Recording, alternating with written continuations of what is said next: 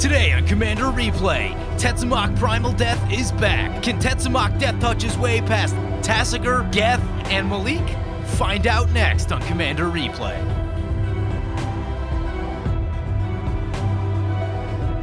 Welcome back, everyone. Playing some Tetzimoc Primal Death. Ooh, 3 black opponents. Be a lot of graveyard shenanigans in this game. We definitely need to mulligan the opening hand. We have 1 off-color land. Is this any better? We have a Moonlight Bargain, but ooh, we're so far away from... Yeah, we need to mulligan down to 6. It's not amazing, but I don't think it's getting any better, so we'll keep right there. There's a Crux of Fate. We do not need the Crux of Fate since we already have a Toxic Deluge, so we'll put that to the bottom. There's a Promise of Power, but we are still so far away. We'll play the Ancient Tomb, play the Thornbite Staff. Signet for the Melek opponent. So we find a swamp, we will play the swamp, and pass the turn. There's a Praetor's Grasp, targeting the Melek opponent. If we could convince one of our other black opponents to play an Urborg Tomb of Yawgmoth for us, that would be super helpful. So back to our turn, we draw a Liliana's Reaver. That's actually... Oh man, we're a black short of casting the Liliana's Reaver. Yeah, we could do some shenanigans ghost quartering ourselves, but I really don't feel like that's worth it. So we're just going to pass the turn. Hope that someone plays an Urborg at some point. Tasigur are going to play a Naturalize on our Thornbite Staff. That is super annoying. I'm not sure that we have a way to get that Thornbite Staff back, actually.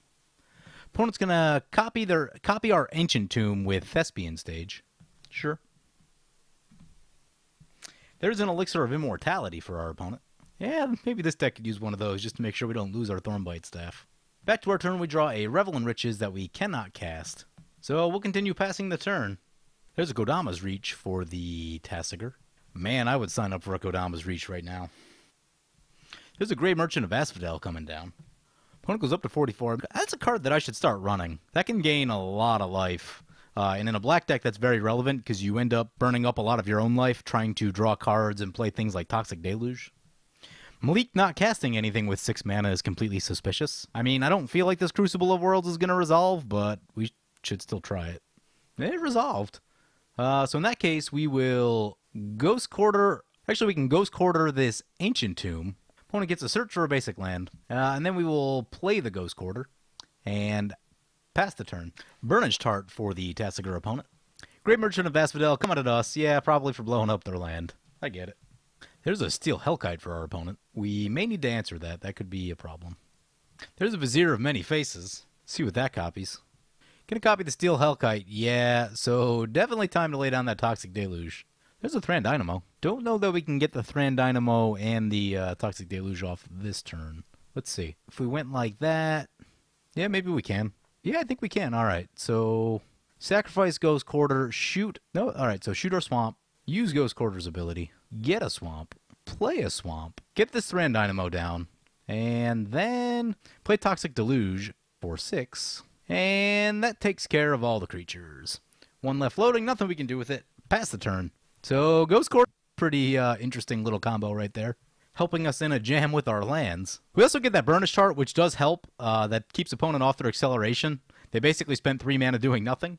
Killing a Burnish Tart before someone can sack it to get the lands out of it can really mess up what they were trying to do. I've had it happen to me a number of times, and it's a bad feeling. There's a Sol Ring for the Geth. So as I mentioned, we're playing Tetzimoc Primal Death is 4 black for a 6/6 with Death Touch. Pay black, reveal Tetzimoc from your hand, put a prey counter on target creature, activate this ability only during your turn. When Tetzimoc enters the battlefield, destroy each creature your opponents control with the prey counter on it. So our deck is focused around either 1, getting Tetzimoc into our hand with things like Phyrexian Reclamation or Erratic Portal, so that we can use the prey counter ability, or using things like Thornbite Staff to use the Death Touch ability on Tetzimoc. Unfortunately, our Thornbite Staff gone, which is one of the best options in our deck. Geth Lord of the Vault coming into play for our opponent, so they can start doing graveyard shenanigan-y things. They can actually get our Thornbite Staff out of the graveyard, which don't know if it'll do a lot for them, but it could be annoying nonetheless. There's a Burn Chart in there, which could be tempting for them. Also, the Vizier of Many Faces is actually probably a really good target once some other things start coming down. Fateful Showdown. All right, they're going to blow up the Geth. I can get down for that. Geth is very slow, but if you allow Geth to stay on the board with a ton of mana, it can take over the game. So opponent cycles their hand, puts a bunch of stuff into their graveyard, Tunnel Vision, Yeah, a lot of situational things in their hand. Definitely not doing much for them. The good news for us is that means that they're tapped out, so we draw a swamp. Swamps are good. Play the swamp. Let's play the Revel in Riches, and then the Vampire Hex Mage. So I like this. That means that next turn we can draw a bunch with the Promise of Power and not have to discard the hand size, which is why I went with the Revel in Riches first. Also, if opponent sacks this Burnished Heart, then we'll start ticking up the counters on Revel in Riches. And so even just getting a handful of counters can really power up this Diabolic Revelation, which can really do some crazy stuff for us. So we still have Viridian Longbow in our deck, which isn't nearly as good as Thornbite Staff, but does give us a similar type of effect. So plant form, return target creature to its owner's hand. You create a token that's a copy of that creature. All right. Everyone fighting over the Burnished Hearts this game. To be honest, I would take a Burnished Heart. We missed a bunch of land drops, so I would love to. If we could find a way to accelerate some lands, that would be really nice. Opponent's going to sacrifice their Burnished Heart, give us a Revel in Riches trigger. Opponent's going to harmonize and draw themselves some cards. Sounds good to me. I would take some cards right now. We do have the Promise of Power, but it is going to take up most of a turn to use it. There's a Kozilek Butcher of Truth. Oh boy, we may need to go find some removal. Opponent's going to use their Elixir of Immortality, gain 5 life, and shuffle their graveyard into their library. Burnished Heart coming back into play. There's a Sensei's Divining Top. That's actually really big right here. So tap our Thran Dynamo, play the Sensei's Divining Top. Let's just take a look at what's on top of our deck. Use our Divining Top. There's a Shieldred on top of our deck. Do we have enough mana to get that down? There's a Burnished Heart. We could use that too. Right now we have 3, 4, 5, 6 with the... Yeah, we can get the Shieldred down and blow up the Kozilek. So Swamp to the bottom, Burnished Heart beneath that, and then Shieldred on top. Draw with Divining Top, play our Ghost Quarter, and cast Shieldred. Didn't even have to use our treasure token. If we can get the Burnished Heart down with the Shieldred in play for the next couple of turns, that would do really big things for us to get our land count up and erase some of the issues that we had early in the game where we were missing land drops. Since they're wide open right now, we're going to swing in for 2 at the Tasigur with our Vampire Hex Mage. So they go down to 36. Shieldred trigger, no creatures in play for them. Nissa's Expedition, search your library for up to 2 basic land cards, put them onto the battlefield tapped, and it has Convoke. Opponent's going to reverberate that. Sounds good. So opponents are all going to get a bunch of lands. We will want to try to catch up in the land department. There's a Harrow for our opponents, so going to get some more lands. And really filling up their graveyard for the Tasigur. So Tasigur has a lot of lands out now, which I've seen some wacky things out of the Tasigur decks before, so that does make me very nervous. Yep, Tasigur coming into play. Exiles a bunch of stuff. So Geth's turn, Shieldred trigger on the stack. Kozilek gets sacrificed, we get a Revel in Riches trigger, and Kozilek will shuffle the graveyard in. There's a Temporal Extortion. Anyone interested in paying half their life to give Geth another turn? Oh, man. I feel like we could? We're not going to pay half of our life because we need to cast this Promise and Power at some point. And going to 10, then going to 5 seems like a really bad idea. There's a Duplicant. Bet that's going to get rid of our Shieldred. It does, but Shieldred did its work. Got rid of the Kozilek for us, so that was a good thing. Thought Vessel for the Geth opponent. Duplicant going to swing into the Tasigur. Surprising, I thought they would come back at us. 1, because we're open, and 2, because we've taken down some of their stuff. We took down the Kozilek, and we also shot down one of their lands earlier. So opponent goes down to 31. There's a Psychosis Crawler. That thing usually causes problems. Morbid Curiosity. Sacrifice a creature, draw cards equal to the converted mana cost of the sacrificed permanent. That's an interesting card, actually. Oh. And Psychosis Crawler is going to trigger a bunch of times. We get another Revel in Riches counter. We are going to be needing some life gain. Ooh, opponent also has 10 cards in hand. With a Thought Vessel. There's a Mana Crypt for the Melek opponent. Burn a chart coming into us. Nothing we can do about it. So we go down to 12. Life is starting to get low for us. We have a Kakusho in our deck, which can get us some life back pretty easily. Whip of Erebos is also a really good card for getting life back. Opponent's going to sacrifice their Burnished Heart. We get another Revel in Riches trigger. 4 treasure tokens. I don't think this is going to be the game where we get the Revel in Riches win. These aren't really creature-heavy decks that our opponents are playing. Melek is definitely a Spellslinger deck.